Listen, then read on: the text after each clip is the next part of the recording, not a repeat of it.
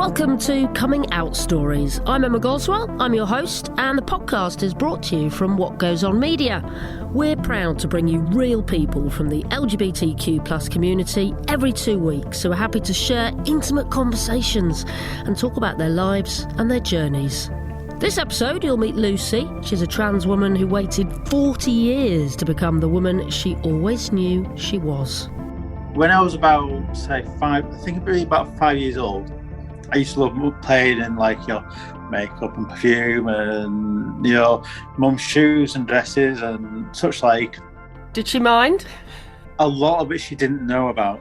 And I got caught one day.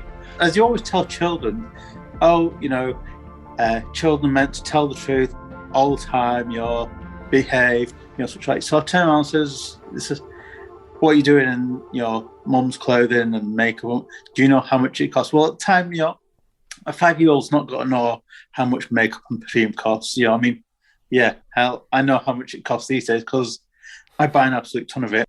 My dad turned around and went absolutely nuts, and he's like, what the hell do you think you're doing? Do you know that this is your mum's stuff? You're meant to be playing with Action Man and such like. Because I'm a mid-70s child. I was 70. It was 74 when I was born, so you're meant to be playing with Action Man and all sort of boy stuff. And I was just like, I don't want to though. I want to be who is me, the girl I am. He says, start acting like a boy. I was like, I'm not a boy, I'm a girl. And he says, I'm not having no gay child in my house. And this is what I've been thinking more recently. It's like, how dare you say that to a 5-year-old child and scar them for life? That's basically cutting my wings before I'm even started in life, But it shows a certain level of ignorance, doesn't it, on his behalf, without being rude to your parents, Yeah. In terms of not understanding the difference between sexuality and gender, for a start. Exactly. Plus, the other thing was I got brought up in a working class town. Whereabouts? Barrow-in-Furness. Barrow-in-Furness, yes, I know it well, on the Cumbrian coast. Yeah. So it wasn't kind of the best place to be brought up as being somebody who's LGBT. Everybody knows what everybody's doing, when everybody's doing it, and such like. So then basically I went back into myself and went back into the closet. And I just hid myself for so many years. And it's just like every now and again I catch myself, wanting such as My Little Pony and playing with my sister's My Little Pony. I'm thinking, yay, this is fab. I love My Little Pony. I remember wanting pink Rara skirts. Oh, in the 80s, yes. They were in fashion for about a year, I think, weren't they? So yeah. So I'm thinking this would have been about 1982/3 that they were in fashion. Yeah. And I was just like, wow, I want the pink top pink strappy top to go with it. Everything that resembles me. But then I don't know what happened. We moved house, and my family took me to a psychiatrist. They said there's something wrong with you. We need to get you sorted. We need to get you looked at.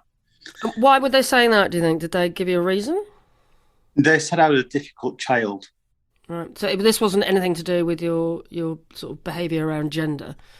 I don't know, to be honest, at the time, because a lot of things have started coming back to me over the last 10, 15 years. My dad at one point had 2 gay friends. A lot of different things have started to kind of question such as, why they were like that towards me. But yeah, they took me to see the psychiatrist. I was incriminated by my so-called family. They were like, oh, this has happened, that's happened, this has happened. There's bullying going on then. So what, hang on, they were in the sessions with the psychiatrist? There was me, my sibling, my parents, and the psychiatrist all in one room. Oh, so it's family therapy then? Yeah. And I was classed as the kind of black sheep, if you get me. There's something wrong with him. We need to get him sorted, blah, blah, blah. So I went along with it because 4-on-1, you haven't really got a lot of chance of coming out of that wonderfully. Well, no, and what age were you at this point, Lucy? I would have been 11, 12. Right. I didn't turn around and say, oh, hey, I'm a girl, because that would just put, more fuel to the fire. It's just like there's things that sometimes you think best keep. I mean, back in the 80s, it was a difficult time anyway for anybody who's LGBT. But, to turn around and say that to somebody who you don't know, it would have been even worse. So you really kept your gender identity hidden, I guess, from your family and from the psychiatrist, because you just didn't want to be othered and told you were wrong, I guess. Yeah. And then they sent me away to a place in Lancaster called Lancaster Moor Children's Unit, because they thought something was still wrong. I was just trying to be me. I was just trying to be the girl I was. So this was a children's home that they sent you to? It was like a children's home, yeah. Like a residential home. Well, I don't know. Was it a medical institution or was it a school? So it was for disturbed children. Right. So you had regular medical help and psychiatric sessions, or what happened? 6 months later, I wound up back in Barrow again, because originally one of the family meetings was, they turned around and said, "Oh, we want such and such a body to stay in Lancaster because he doesn't adapt well moving from place to place." The children's unit turned around and says, "Well, we think he'd be better being back with his own family." Unfortunately, I ended up back in Barrow, which was not the best thing. Then I started paying more attention to girls around 14, 15, and clothing and makeup and hair, and thinking, wow, why can't I, have hair like that? Why can't I wear the clothes like that? Why can't I have the dresses like that? But it was all kept inside me. And then I think it would have been around my 16th birthday, I had a racing bike, and I rode to town on it one day. And there used to be an old catalogue shop called Hitchens. And I'd gone in and I knew where kind of all the hi-fi stuff was. So I was just like, yeah, okay, if anybody sees me, I can just say, I'm just looking at a stereo and try and get away with it and pull it off. But you weren't there to look at stereos, I'm going to guess. No, I'd already seen what I wanted to see. So I went back another time, hoping what I'd seen was still there, and it was. I can remember the colour and I can remember what it was. It was a long cocktail dress with puff sleeved arms. Wow. But the puff sleeve arms, they were kind of off the shoulder, if you get me. Oh, it sounds very Dynasty, Lucy. Actually, yeah, that's the word I'm thinking. Yeah. Very Dynasty. It was in what I can only describe as a cobalt blue colour. I was quite skinny at the time. I just kept looking around, looking really bad, because I didn't know at the time. I found that you went into the change room, and I was like, I wonder if I can just pop in the change room, try it on, and come out. Oh my God. I tried it on, and for that split second, I felt an absolute million fucking bucks. I was just like, I'm here, I've arrived, I'm here. Amazing. And was anyone in the changing room? Did anyone see you? No, nobody was in the changing room. But then I also got something I didn't know about at the time, and that was dysphoria. And I never knew about dysphoria at the time. I took another look back in the mirror. I was just like, dysphoria really kicked in at me. I was just like, you look stupid, get off. This is horrible. I can't stand it. It's not me. So then I went kind of back into hiding. I'm guessing you didn't buy the dress then? No. Went back into hiding, left school. So just before we get to you leaving school, were there any other issues at school? Was there any bullying? Did people identify the fact that you were acting maybe effeminately or just not in the gender they thought you should be acting? There was one girl I remember. It tickles me to this day. I can't remember her name for the life of me, but I do remember her. Probably for the best. Yeah. And she turned around and she says, I think she caught me staring at her bra. And she says, what is it? Do you want to go and get a bra and put it on you? I thought, back in my mind, I was like, oh, yes, please. Yes, please. But I daren't turn around and say it in the middle of class. I was just like, no. There's just some things I just daren't do. No. But did the boys say anything to you? Did they? Did you have friends? Not a lot of friends at secondary school. Secondary school wasn't a good place for me. I just wanted to kind of be left alone and to get on with things. I left school and I've had a few jobs, and now to think about it, some of the jobs, how did I even do them? My first job was working in a garage. I mean, now when I look at myself, I have long nails. I have clean hands. I love perfume. I love makeup. I love my hair. It's completely the opposite to kind of how I was at the time. So you had your overalls and your oily overalls on, and were mucking in, and yeah. So it's kind of early 90s. Places are closing down due to recession and such like. I went to work on the boys' side. The boys' side, I enjoyed working on the boys' side, which is accident repair. It was good. It was something I had a passion for. But unfortunately, they went into debt and they got shut down as well, which was a real shame. I went and worked as a driver for funeral directors. And all this time, were you living at home, or had you moved out of home by this stage? I was living at home at this stage. I think a year later, I'd moved out, kicked out, whatever you want to call it. Well, I don't know. You tell me. Was it a decision to move out, or? It was kind of a bit of both, to be honest, because my so-called parents wanted me out, and I kind of had enough. And I was just like, I'm done with this. I'm getting out. I need my own space. So it was kind of a mutual decision. By the way, did you have any support from your siblings? You mentioned a sister before. Was there anyone else? Did they support you? Did you get on well with them? I did and I didn't. She had her moments where she could be so nice, and yet so nasty just 2 seconds later. Well, she was probably a teenager as well, with hormones flying everywhere, just to defend her slightly. Yeah, she was. She'd been 15, 16 by the time I left.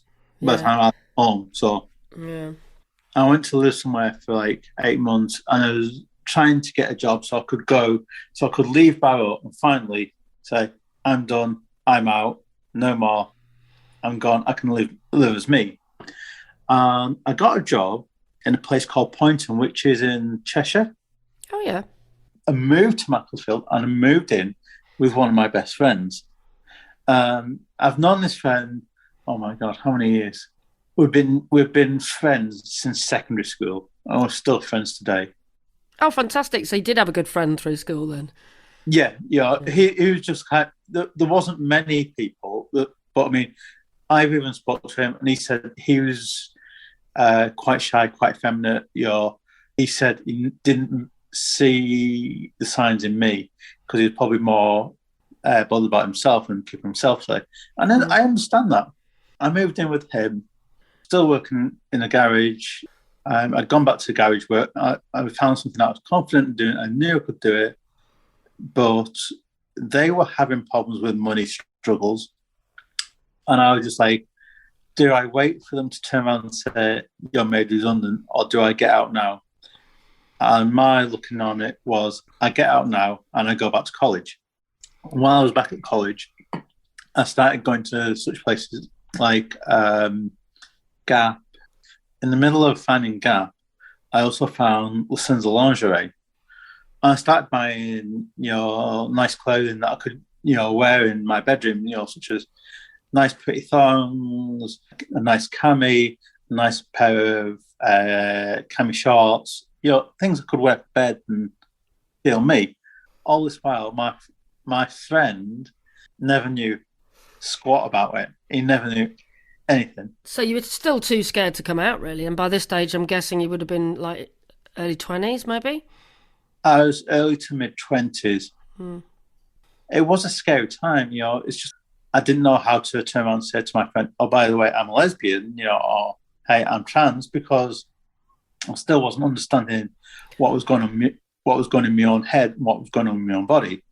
And at this time, did you know any trans people? Did you understand the word trans? Did you have any role models? Did you know what you were?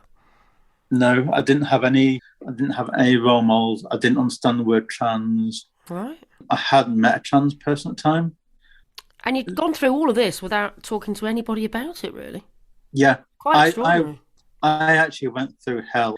When I told my friend, how long on my 40th, I said, did you not know? And he's like, no. I says, I never saw any of your female clothing. I says, you wouldn't. I says, because when we lived together, I used to do my washing. When you'd gone out with your girlfriend, I used to dry all my washing, take it back to my room, and you never knew any different. I found it a way of keeping me safe. So you really weren't ready to talk to anybody then, were you, if you couldn't tell your flatmate? No. Your closest friend, yeah. I mean, the nearest I came to a gay and lesbian bar was called, I think it's called the Ambrose in Macclesfield. And everybody's like, oh no, you don't go there unless you're gay, blah, blah, blah. I just thought, well, I can't be gay, it's fine.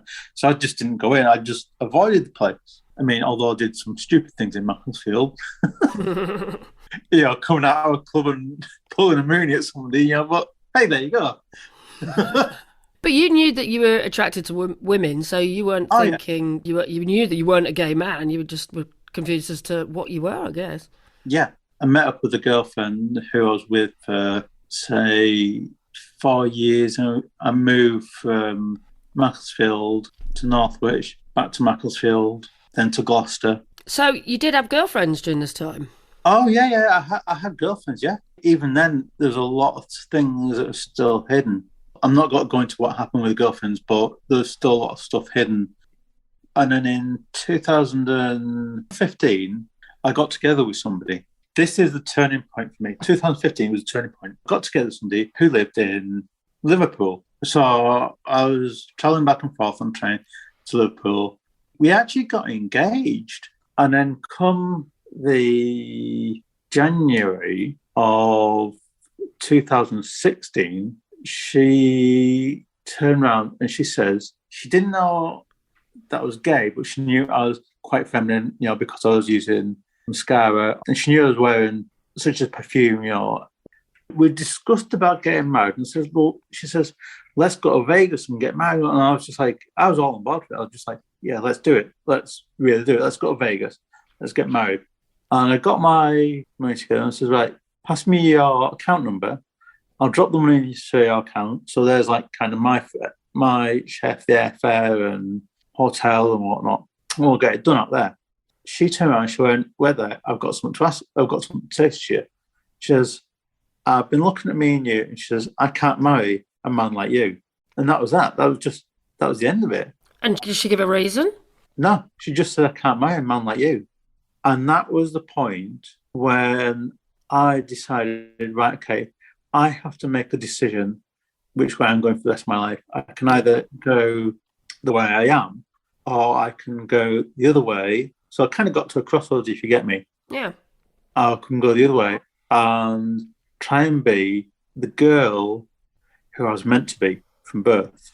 I chose to go the other way and to be the girl I was meant to be from birth. And you know what?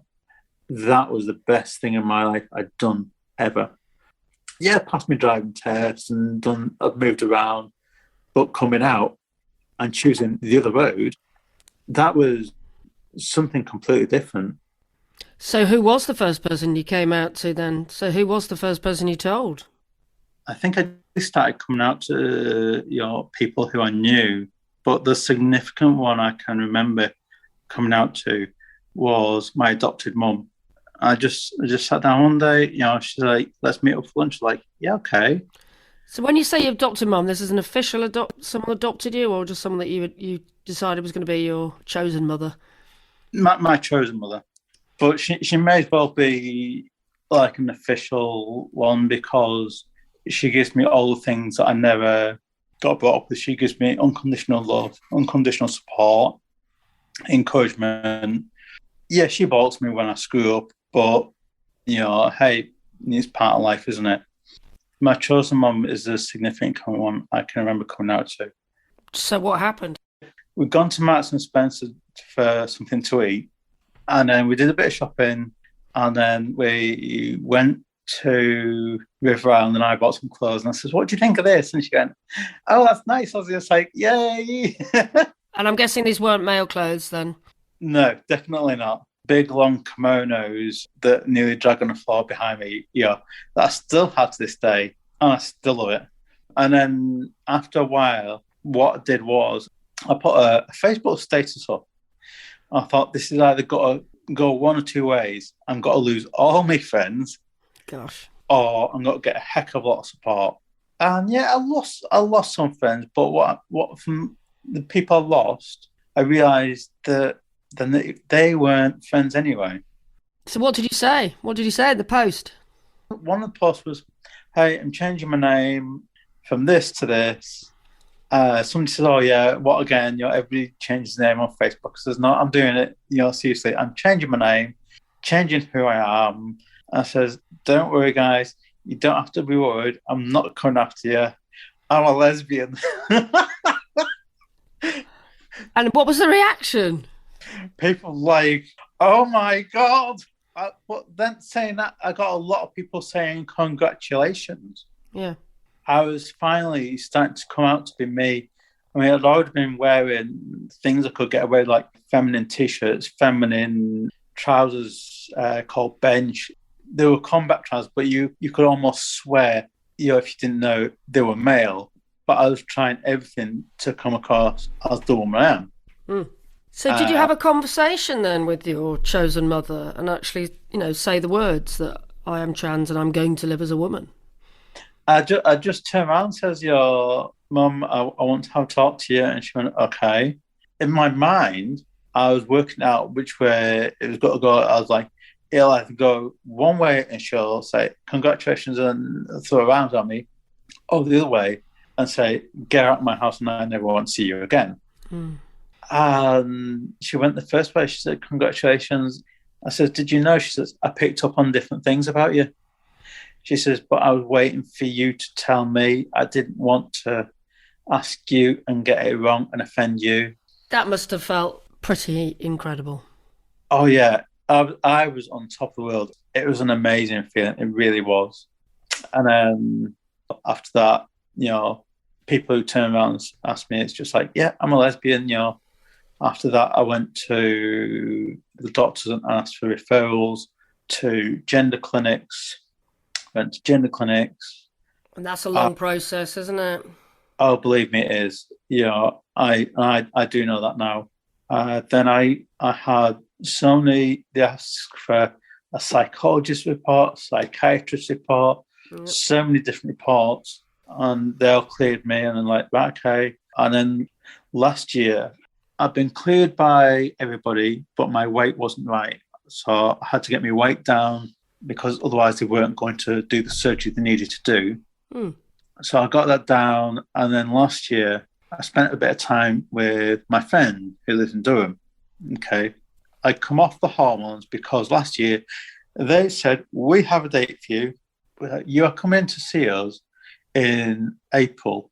Give me my surgery date. And 2 weeks before my surgery, it said, "It's not happening because of pandemic again." I was like, wow, really? So that was a massive, massive crushing blow to me. I went into myself and I cried for, 2-3 days easily. So they cancelled your surgery because of COVID? Yeah, because I was like, how much more do I have to go through to get my surgery? I've jumped through every single goddamn fucking hoop to get here. And now because of stupid fucking COVID, I can't have my surgery. And then one day my friend turned around and she went, "Hey, Lucy, you in?" I was like, "Yeah." She says, "Right, this is what's going to happen." She says, "Me and the kids are coming down. We're coming to get you. You've been in our bubble since day one of the pandemic. And you're coming back to our house because we feel it's unfair that you are there in the middle of a pandemic on your own with nobody around you." It's like, okay. So I went back to there. That's in Durham. That was brilliant. I was being lifted out of like my dark place, but like my darkest place hadn't hit me. And my darkest place was still yet to come. And that was in September, October. And that's when one of the health professionals phoned me and says, "Are you ready for your surgery?" I was like, and I was ready for cancelling it right there. I was so ready for cancelling it because I was really intent on having a baby. I want a baby. Oh, right. Don't get me wrong. I still want a baby. I really do.